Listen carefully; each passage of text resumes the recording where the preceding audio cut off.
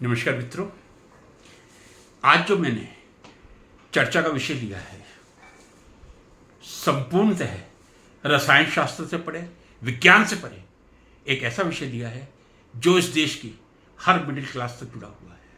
वो है भारत में इनकम टैक्स की विसंगतियां। मैं पहले कहना चाहूँगा, मैं कोई अर्थशास्त्री नहीं हूँ, मैं रसायन शास्त्र का विद्यार्थी हूँ और मैंने लगभग 35 या 36 साल रसायन शास्त्र को पढ़ाया है और रसायन शास्त्र पे शोध कार्य किया है। लेकिन देश का नागरिक होने के नाते कुछ वीडियोस जागरूकता के लिए समय समय पर मैं अपलोड करता रहता हूँ। ऐसी ही कुछ विसंगतियाँ जो मैं महसूस कर रहा हूँ, जो भारतीय टैक्स में मेरे जैसे एक रसायन शास्त्र के विद्यार्थी को प्रतीत होती हैं, वो मैं कुछ आपके समक्ष रखना चाहूँगा। सबसे पहली बात, मैं नहीं जानता कितने ऐसे देश हैं जहां दो तरह का टैक्स चलता है, ओल्ड रिजीम, न्यू रिजीम। जी हां, पिछले 3 वर्षों से मैं देख रहा हूं, या 4 वर्ष हो सकते हैं, लेकिन 3 वर्ष में आत्मविश्वास से कह रहा हूं, 2 तरह की टैक्स प्रणाली है, ओल्ड रिजीम, न्यू रिजीम। कई लोगों को इसी में कंफ्यूजन होता है। जिन लोगों ने लोन ले रखा है, जिनको एटीसी की छूट लेनी होती है, ओल्ड रिजीम प्रेफर करते हैं। जिनको एटीसी की छूट नहीं लेनी, वो न्यू रिजीम प्रेफर करते हैं। अलग अलग स्लैब हैं। स्लैब भी इतने कंफ्यूजिंग हैं कि यदि मैं याद करके आपके सामने बोलना चाहूं, मैं नहीं बोल पाऊंगा। 3 लाख तक नील है, 3 लाख से 6 लाख तक पहले 5% थी, अब 3 लाख से 7 लाख कर दी गई है। आगे यदि मैं याद करना चाहूं तो ये कोई पीरियोडिक टेबल नहीं है जो मैं याद कर लूंगा। इतने तरह के आपने टैक्स स्लैब बना दिए, क्या सिंपल 3 टैक्स स्लैब हमारे देश में नहीं बन सकते?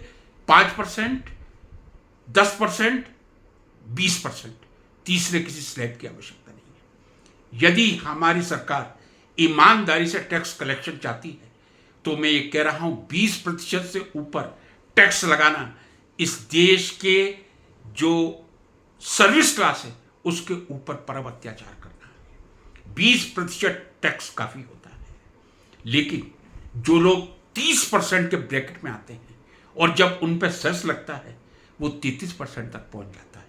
कहां तक ये न्याय उचित है? यदि मैं देशों की बात करूं, कुछ ऐसे देश हैं जहां 100% टैक्स पेयर है, देश की हर जनता टैक्स देती है। कुछ ऐसे देश हैं, कनाडा जैसे, जहां 75% टैक्स अदायगी होती है।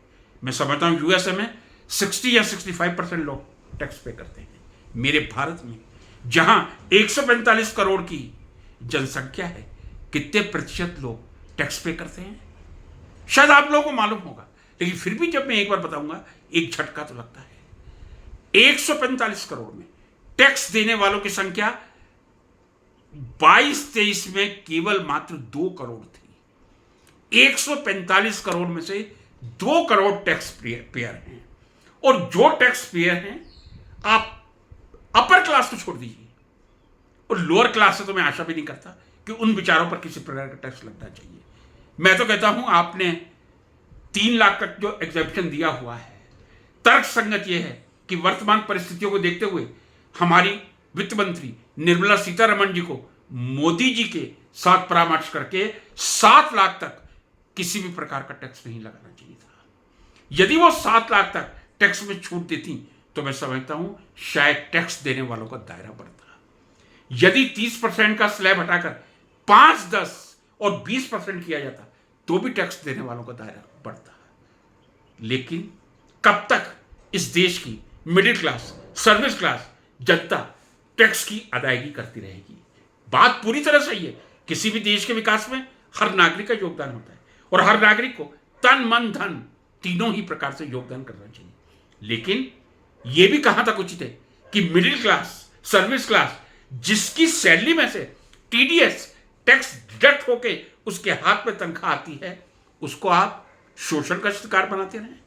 और जो देश के अधिकांश व्यवसायी हैं, माफी के साथ कह रहा हूं, लेकिन ये कटु सत्य है, बिटर ट्रुथ है, जो महीने का 4-4, 5-5 लाख कमा रहे हैं, वो शायद साल का 1 या 2 लाख रुपए टैक्स देते हैं। दुख होता है। यदि मैं अपनी जिंदगी के पिछले वर्षों को देखता हूं, मैं भी 65 वर्ष का एक व्यक्ति हूं, सीनियर सिटीजन हूं, लगभग मैं इस देश को 1 करोड़ का टैक्स, इनकम टैक्स दे चुका हूं। केवल इनकम टैक्स की बात कर रहा हूं। मेरे पास पूरा डेटा नहीं है कि मैं बिल्कुल एक डेटा के साथ, लेकिन मैं पूर्ण आत्मविश्वास के साथ कह सकता हूं, जितने वर्षों का मैं अपना पिछले वर्षों का असेसमेंट देख रहा हूं, 1 करोड़ का टैक्स मैंने इस देश को पे किया है। 1 करोड़ का टैक्स देने के बाद क्या मुझे मेडिकल की सुविधा मुफ्त मिलती है?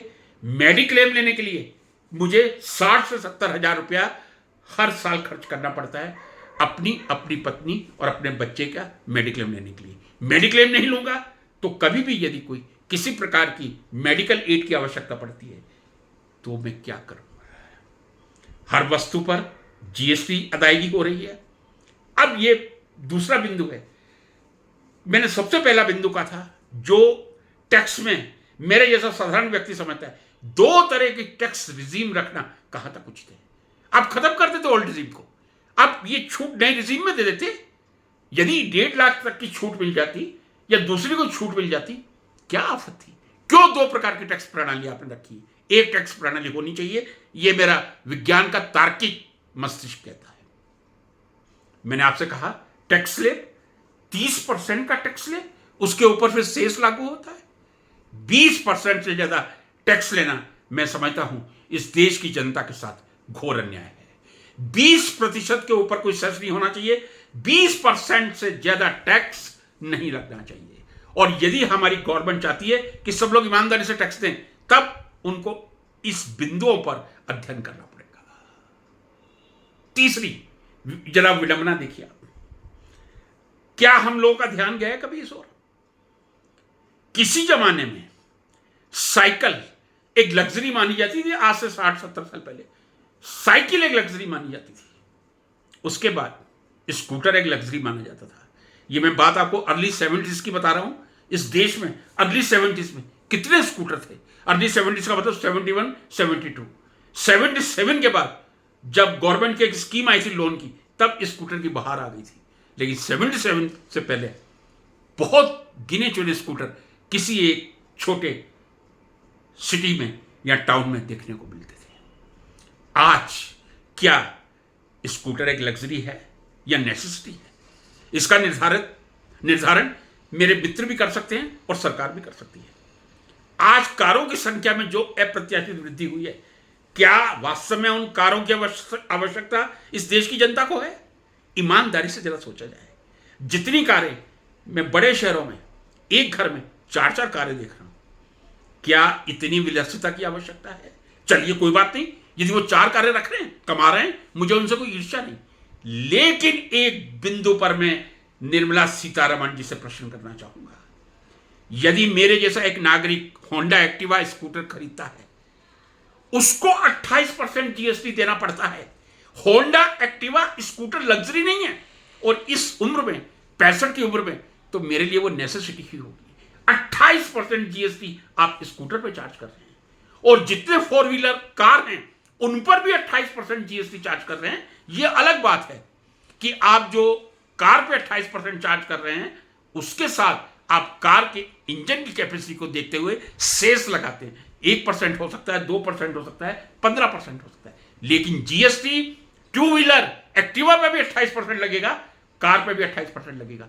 क्या स्कूटर पे जीएसटी घटा के 12% नहीं किया जा सकता था? क्या आज की तारीख में यदि एक सीनियर सिटीजन स्कूटर चलाता है तो आप उसको लग्जरी गिनेंगे या नेसेसिटी गिनेंगे? तो फिर आप गिन लीजिए पहले नई दिल्ली में आपके यहां कारों की संख्या कितनी है, निर्मला सीतारमण जी? क्या हमारे देश के नेताओं के मस्तिष्क में, वो तो बड़े बड़े अर्थशास्त्री हैं, निर्मला सीतारमण जी तो अर्थशास्त्री हैं, मैं तो रसायन शास्त्र का छोटा सा विद्यार्थी हूं।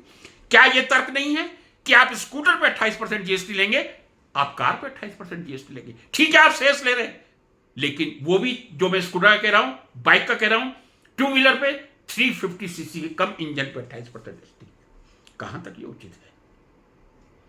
हमारे देश की तो गरीब जनता, हमारे प्रधानमंत्री जी कहते हैं बेटी बचाओ बेटी पढ़ाओ। मैं तो कहता हूं बेटी को भी पढ़ाओ बेटे को भी पढ़ाओ। जब मैं किसी ऐसे व्यक्ति को देख रहा हूं जिसके बच्चे पढ़ नहीं रहे होते, तब मैं उसे आधा घंटे का व्याख्यान इसे भर देता हूं कि आने वाले भविष्य में अशिक्षित व्यक्ति इस देश के लिए और अपने लिए एक अभिशाप हो सकता है। क्या मैं ये निर्मला सीतारमण जी से प्रश्न कर सकता हूं? जो नोटबुक हैं बच्चों की, लिखने की उत्तर पुस्तिकाएं, उस पर 12% जीएसटी लेना क्या उचित है? प्रिंटेड बुक्स जो हैं, क्या उस पर 12% चार्ज लेना उचित है? ई बुक्स पे भी आप 12% जीएसटी ले रहे हैं, क्या ये तर्कसंगत है? मैंने ज्ञान प्राप्त करने की कोशिश की थी। मैंने कहा अल्कोहल की क्या स्थिति है, तो मालूम पड़ा अल्कोहल पे कोई जीएसटी नहीं है।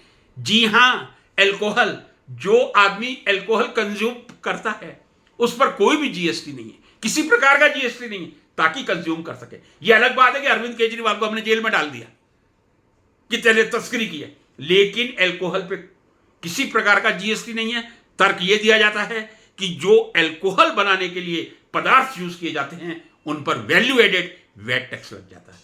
मैं कहता हूं सबसे ज्यादा जीएसटी तो अल्कोहल पे ही लगना चाहिए, लेकिन पुस्तकों पर, उत्तर पुस्तिकाओं पर 12% जीएसटी लगाकर क्या हम इस देश में शिक्षा को प्रमोट कर रहे हैं?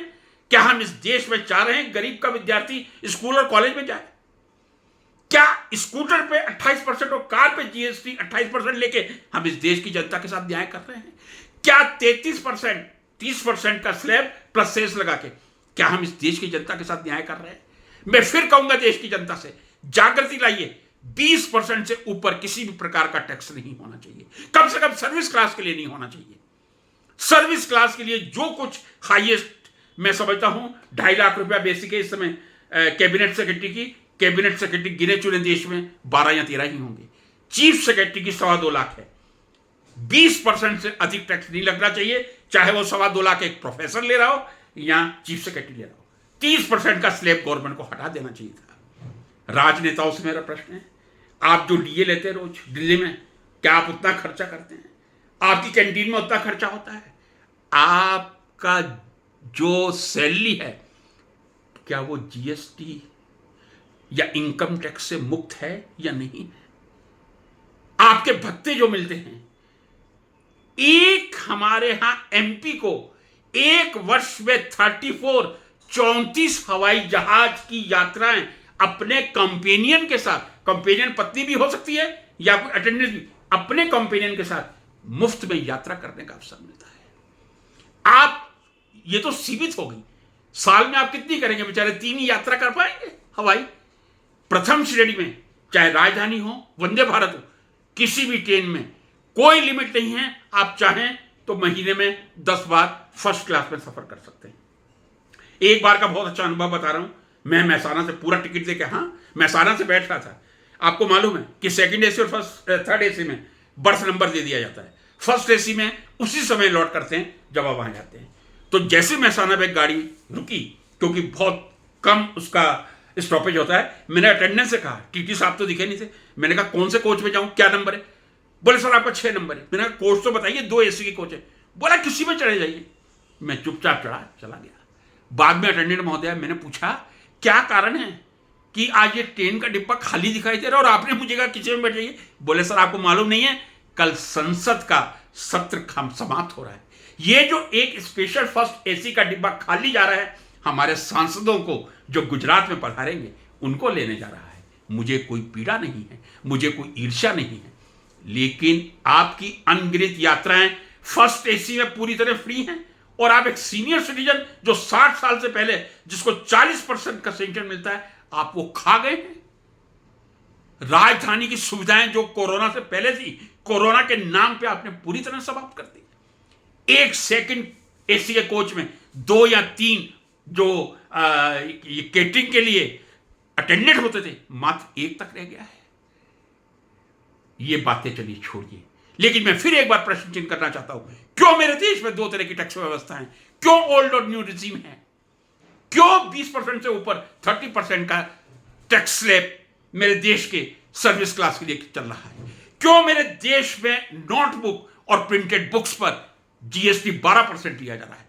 क्यों स्कूटर और कार पर 28% जीएसटी लिया जा रहा है, जबकि स्कूटर पर किसी भी कंडीशन में 12% से ज्यादा नहीं होना चाहिए? कार पे आप जो मर्जी वसूल कीजिए। ये विसंगतियां हैं, सबको मालूम है, लेकिन आवाज कौन उठाएगा?